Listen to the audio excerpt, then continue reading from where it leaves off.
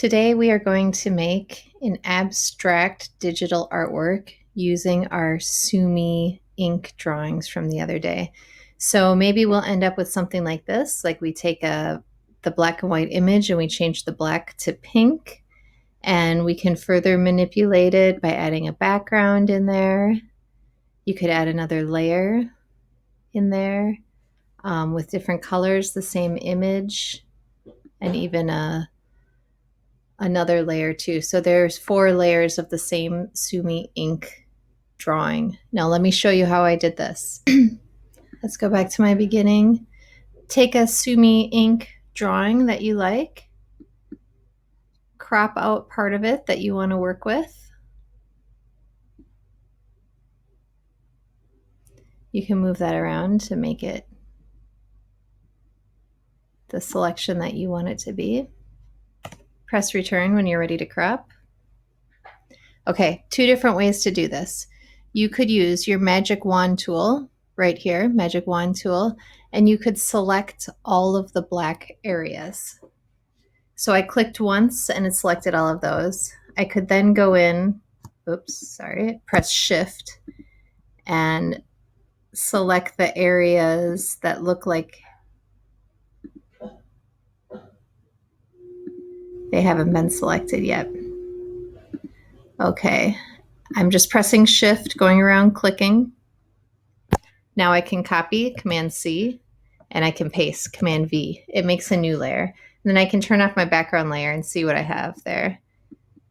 So I can see some areas that were missed.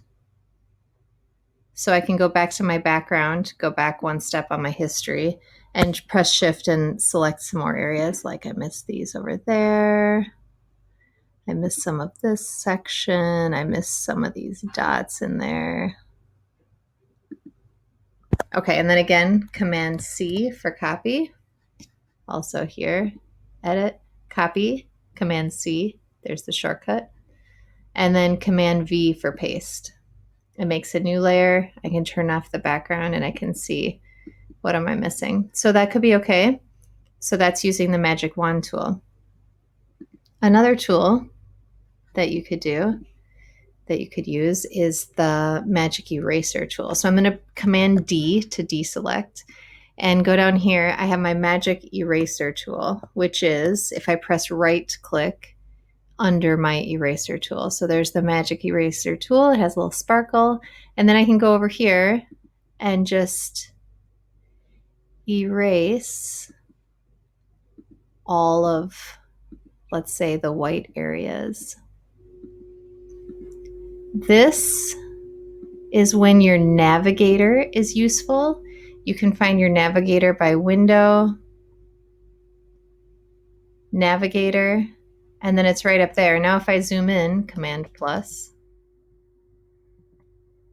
I could drag my Navigator around and see if I see any areas that need to be erased, like right there. There and there. And I might miss some. That's okay. I can just try my best.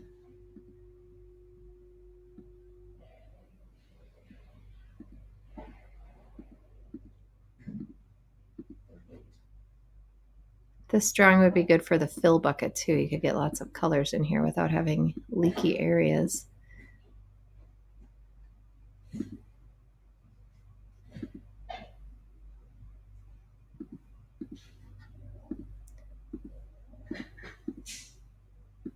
Okay, so I've gotten about all of my white, Control Z, my white areas.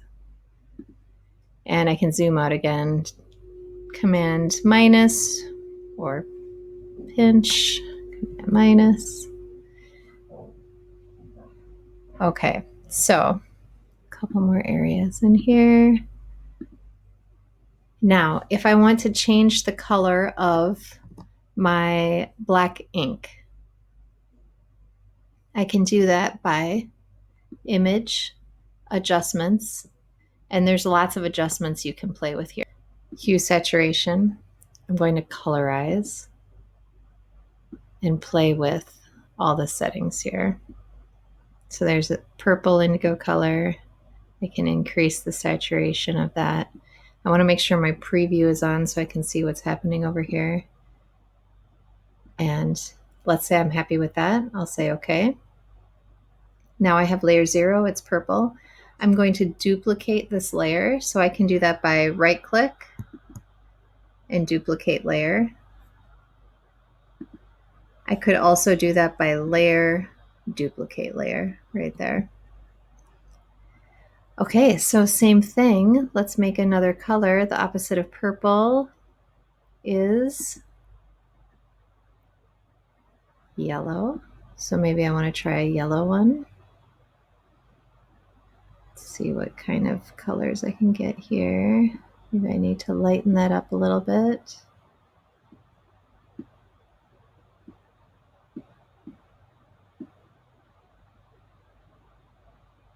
That's a good green.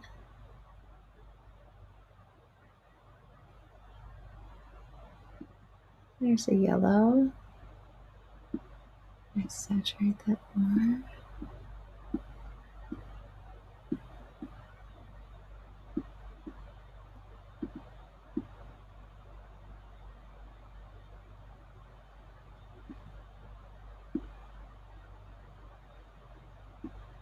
Well, let's go with that color.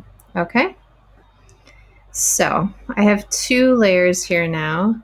If I want to adjust this layer and see that one below, so I know purple's below there, but they're right on top of each other. They're 100% opaque. I could change opacity here to see how that color, that's what it looks like see-through with the purple below. Let's do free transform. Free transform, Command T. This is a very useful one to know. So Command T, and I can move it around so the yellow stands out. I can rotate it. I could try it 90 degrees or 180 degrees or at an angle.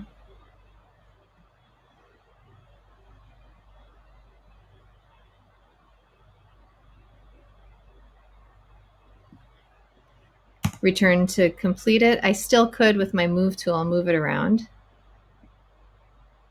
Maybe. There we go. Oh, it's moving the whole thing. Both my layers are selected. So I can make sure just one's selected and I can move just the one layer around, but I just can't rotate it around. Free transform for that. Okay, and then I can duplicate this layer again. Right click, duplicate.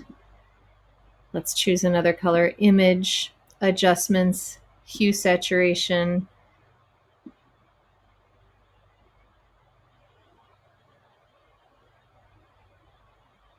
That looks good. Okay, maybe I just want to move it a little bit for that one. This layer I can move. Sure, how about a little bit?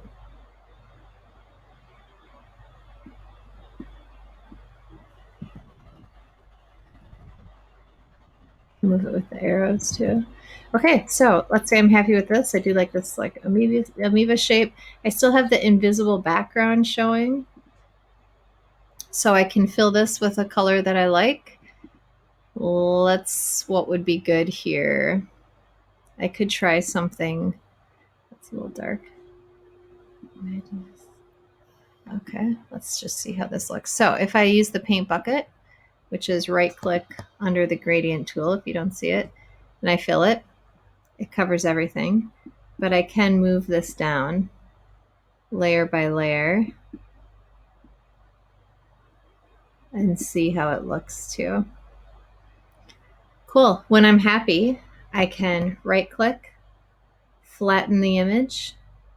It's all one image, and then I can file, save as, Sumi Ink abstract layers. I'll say that's 2, and I want it to be a JPEG, which I can save it as because there's no layers there. And then I can send it to my grandma in Canada, and she will be able to open it even if she doesn't have Photoshop because JPEG is a generic file. This is for posting on the web. 8 is fine, so you can say okay. And there you have a piece of digital art.